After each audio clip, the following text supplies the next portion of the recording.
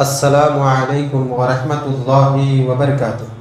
بسم اللہ الرحمن الرحیم حامدا مصلیا اما بعد، عن ابی سعید الخدری رضی اللہ تعالی عنہ قال قال رسول اللہ صلی اللہ علیہ وسلم کیف انعم وصاحب القرن قد التقم القرن واستمع الاذن متى يؤمر بالنفخ فينفخ فكأن ذلك ثقل على أصحاب رسول الله فقال لهم قولوا حسبنا الله ونعم الوكيل رواه الترمذي فی ابواب التفسیر۔ حضرات مصلیان کرام، بزرگان دین، نوجوان دوستوں، عزیز پیارے بچوں، الحمدللہ ایک حدیث میں نے آپ کے سامنے پیش کی ہے۔ اس حدیث کی روشنی میں روزانہ کی طرح آج کا بھی عنوان درس ہے اللہ تبارک و تعالیٰ کا خوف الہی کے تعلق سے بہت سی باتیں ہم نے سنی ہیں۔ جہنم کا ذکر ہوا، عذابات کا ذکر ہوا، اللہ تبارک و تعالیٰ کی جو دنیا میں سزائیں ہیں اس کا ذکر ہوا، اور بعض لوگوں کا بھی ذکر ہوا۔ اس حدیث کے اندر اللہ تبارک و تعالیٰ کا خوف نبی کے دل میں کیسا تھا اس کا ذکر ملتا ہے۔ بڑی پیاری حدیث ہے۔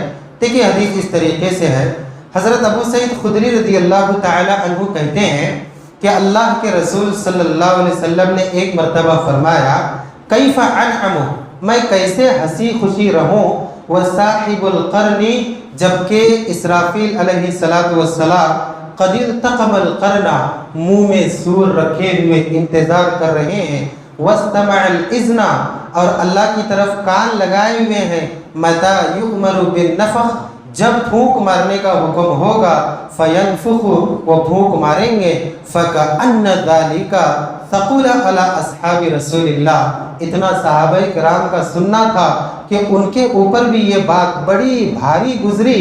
فقال لهم، تو اللہ کے رسول صلی اللہ علیہ وسلم نے محسوس کیا اور ان سے کہا قولو، گھبرانے کی ضرورت نہیں ہے، ڈرنے کی ضرورت نہیں ہے، تم یہ کہو حسبنا اللہ، ہمارے لیے اللہ کافی ہے، ونعم الوکیل، اور وہ بڑا بہترین کارساز ہے۔ اس حدیث کو امام ترمذی نے نقل فرمایا ہے۔ یہ حدیث بتاتی ہے کہ اللہ کے رسول صلی اللہ علیہ وسلم کے دل میں اللہ کا خوف کتنا تھا۔ لیکن ایک نکتے کی بات میں آپ کو بتاتے چلوں، اللہ کے نبی اس حدیث میں ذکر ملتا ہے کس سے ڈر رہے ہیں؟ قیامت کے دن سے۔ کہتے ہیں میں کیسے ہنسی خوشی زندگی گزاروں، یعنی زیادہ ہنسی مذاق میں کیسے کروں، جبکہ مجھے معلوم ہے اسرافیل علیہ السلام سور منہ میں رکھ کر انتظار کر رہے ہیں۔ ڈر کس کا ہے؟ قیامت کے دن کا ہے۔ ڈر کس کا ہے؟ سور کا ہے۔ کیوں؟ ہم سب جانتے ہیں جس دن سور پھونکا جائے گا نا، وہ دن بڑا بھیانک دن ہوگا۔ سورج سوا نیزے کے اوپر ہوگا، سب لوگ میدان محشر میں جمع ہوں گے، ایک بھی انسان کے جسم پر کپڑا نہیں ہوگا، سب ننگے ہوں گے، مرد عورت ہر کوئی ننگا ہوگا، امیر غریب ہر کوئی ننگا ہوگا۔ اللہ کے نبی جب یہ بات بولتے تھے، اما عائشہ صدیقہ رضی اللہ تعالیٰ عنہ نے پوچھا اللہ کے رسول شرم و حیا، کوئی اپنے شرمگاہ کی طرف یعنی اپنے سطر کی طرف خیال نہیں کرے گا؟ اللہ کے نبی نے فرمایا اے ابو بکر کی بیٹی، تم بھی کمال کرتی ہو، ایسا بھیانک دن ہوگا، اللہ تبارک و تعالیٰ اپنے عرش پر مستوی حساب و کتاب لے رہا ہوگا، اس وقت کسے اپنے سطر کی فکر ہوگی؟ بتاؤ ذرا، ایسا بھیانک دن، اور اللہ کے نبی ڈرتے ہیں۔ لیکن آپ سوچ رہے ہوں گے یہاں اللہ کے ڈر کا ذکر کہاں ہے، اللہ کے خوف کا ذکر کہاں ہے؟ یہاں تو نبی قیامت سے ڈر رہے ہیں۔ پتہ چلا قیامت سے ڈرنا بھی اللہ ہی سے ڈرنا ہے۔ قیامت کا دن کون مقرر کر رہا ہے؟ قیامت کا دن کون فکس کرنے والا ہے؟ اللہ۔ ہم ہر نماز میں سورہ فاتحہ کی تیسری آیت میں پڑھتے ہیں، کیا پڑھتے ہیں؟ مالکی یوم الدین، قیامت کے دن کا بادشاہ۔ تو وہ قیامت کے دن کا بادشاہ کون ہے؟ اللہ ہے۔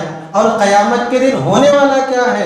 حساب و کتاب ہونے والا ہے۔ کون اچھا عمل کرے گا جنت میں جائے گا، برا عمل کرے گا جہنم میں جائے گا۔ تو اسی لیے قیامت کا ڈر بھی اللہ کا ڈر ہے، جہنم کا ڈر بھی اللہ کا ڈر ہے، پل صراط کا ڈر بھی اللہ کا ڈر ہے، حساب و کتاب کا ڈر بھی اللہ کا ڈر ہے، نامہ اعمال کا دینا لینا یہ بھی اللہ کا ڈر ہے۔ کیوں ایسا؟ ان سب کا مالک اللہ ہے۔ اتنا ہی نہیں، اللہ کے نبی صلی اللہ علیہ وسلم خالی سور سے ڈرتے تھے، جبکہ قیامت کا جس سورے میں ذکر ہے وہ سورہ پڑھتے اللہ کے نبی صلی اللہ علیہ وسلم ڈرتے، خوف کھاتے تھے۔ ترمذی میں آتا ہے نبی صلی اللہ علیہ وسلم کے آخری ایام میں کچھ بڑھاپے کے آثار نظر آنے لگے تھے۔ ایک صحابی نے پوچھا، اے اللہ کے رسول، آپ تو بوڑھے دکھنے لگ گئے ہیں، 63 سال کی عمر میں انتقال ہوا، ہم سب جانتے ہیں، آپ تو بوڑھے نظر آنے لگے۔ تو اللہ کے نبی کہتے ہیں سیبتنی الہود والواقعہ، سورہ واقعہ نے مجھے بوڑھا بنا دیا ہے، سورہ ہود نے مجھے بوڑھا بنا دیا ہے۔ جو سورہ قیامت کا ذکر لے کر آتا ہے، جس سورے میں قیامت کا ذکر ہے وہ سورہ پڑھتے نبی فکر کرتے اور ڈرتے، جس کی وجہ سے آپ کے چہرے پر بڑھاپے کے آثار نظر آتے ہیں۔ آپ نے غور کیا ہوگا، اس میں خالی نبی کے قیامت سے ڈرنے کا ذکر نہیں ہے۔ جب یہ بات صحابہ سنے تو صحابہ کے اوپر بھی بھاری پڑی بات، پتہ چلا خالی نبی نہیں بلکہ نبی کے جو شاگرد تھے، اسٹوڈنٹ، وہ بھی قیامت سے بہت زیادہ ڈرتے تھے۔ جب نبی کا یہ ذکر سنے تو صحابہ بھی بے تحاشا ڈرنے لگے، لیکن نبی نے کیا فرمایا؟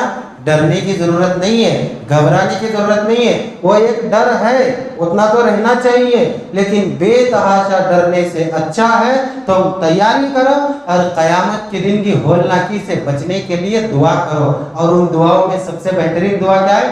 حسبنا اللہ و نعم الوکیل۔ حضرت ابراہیم علیہ السلام آگ میں جاتے وقت کون سی دعا پڑھے تھے؟ اللہ کے نبی صلی اللہ علیہ وسلم جنگ بدر کے موقع پر کون سی دعا پڑھے تھے؟ جب مسلمان تکلیف میں ہوتا ہے، پریشانی میں ہوتا ہے، ہم کو کون سی دعا پڑھنا ہے؟ حسبنا اللہ و نعم الوکیل بننا ہے۔ تو قیامت کا ڈر بھی ایک فطری ڈر ہے، لیکن اس کی تیاری اور اس سے بچنے کے لیے ہمیں دعا پڑھنا چاہیے۔ کون سی دعا؟ حسبنا اللہ و نعم الوکیل۔ دعا کرے اللہ تبارک و تعالیٰ سے، اللہ تبارک و تعالیٰ اللہ کا حقیقی ڈر اور خوف ہمارے دل میں رکھتے ہوئے آخرت کی ویسی ہی فکر کی توفیق عطا فرمائے جیسا کہ نبی اور صحابہ کیا کرتے تھے۔ آمین ثم آمین۔ سبحانک اللہم ربنا بحمدک، اشہد ان لا الہ الا انت، استغفرک و اتوب الیک۔